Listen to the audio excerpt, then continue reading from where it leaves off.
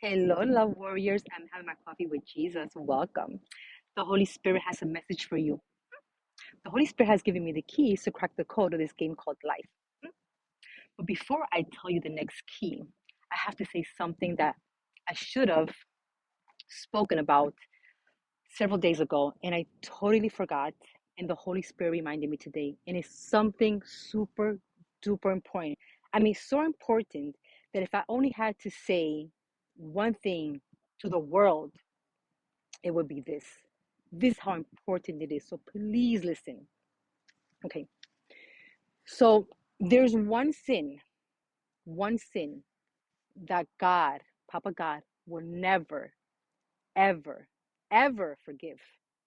Ever. And that's the sin when you blaspheme the Holy Spirit.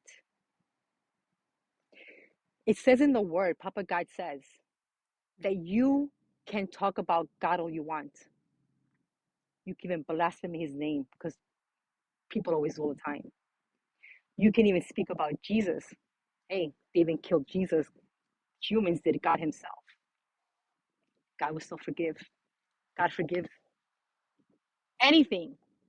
But the only one thing, I'll say it again, that will never, ever be forgiven is when you blaspheme the Holy Spirit. What is blasphemy? Blasphemy is a complete rejection of God's revelation and grace. It's not a single act, but a hardened state of heart. And in Matthew 12, Jesus himself, look what he says.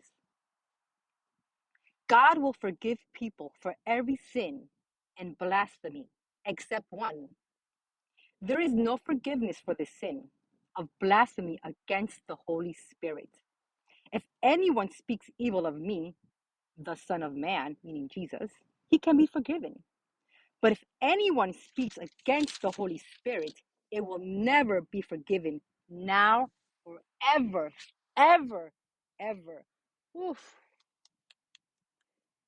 Listen, if you don't know who the Holy Spirit is, which is God Himself who lives inside us, please don't even say nothing.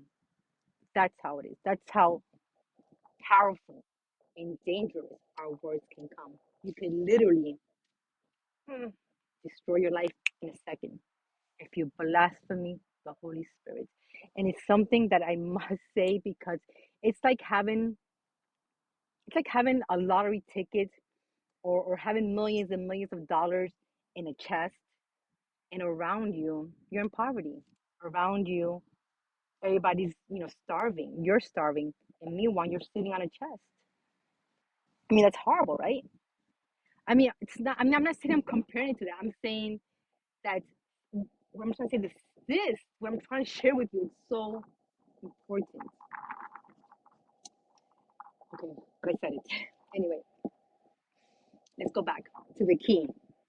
Okay, and today's key is shameless.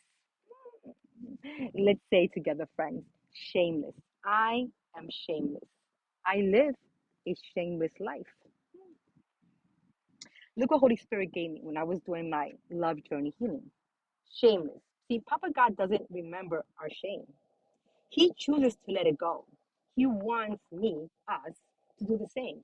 Holding on to shame creates fear of punishment, and fear comes only from the enemy.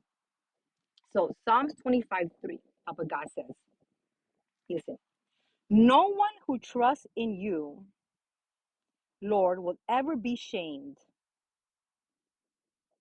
But shame and disgrace comes to those who try to shame and harm the innocent.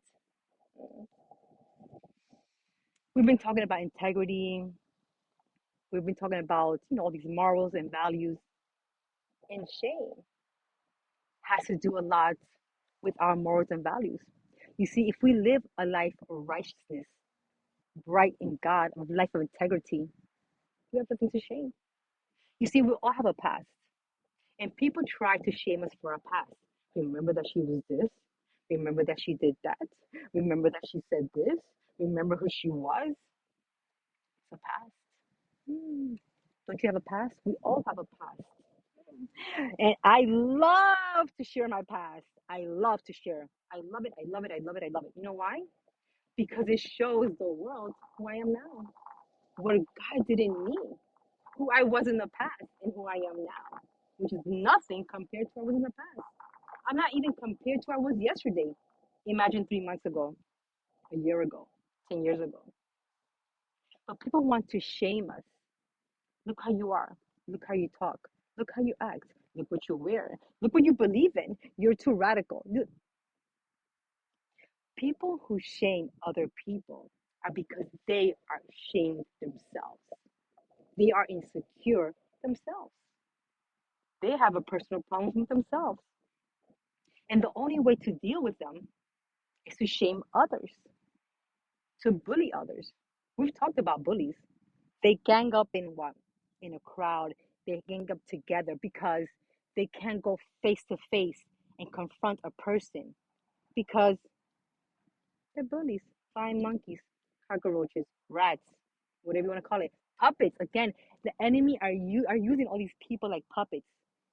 So we can't allow these puppets, these minions, to come and try to shame us when we have nothing to shame us. God doesn't shame us. He said himself. He doesn't even remember when we ask for forgiveness, which should be every day, because we do sin every day, right? God says, I don't remember it anymore. Hmm. So be shameless. Remember, if you live a life of integrity, righteous in God's eyes, only to please Him, who cares what people say, what people do, what people. Listen, those copycats are always going to be there. They're always going to speak about you. They're always going to try to betray you. Doesn't matter.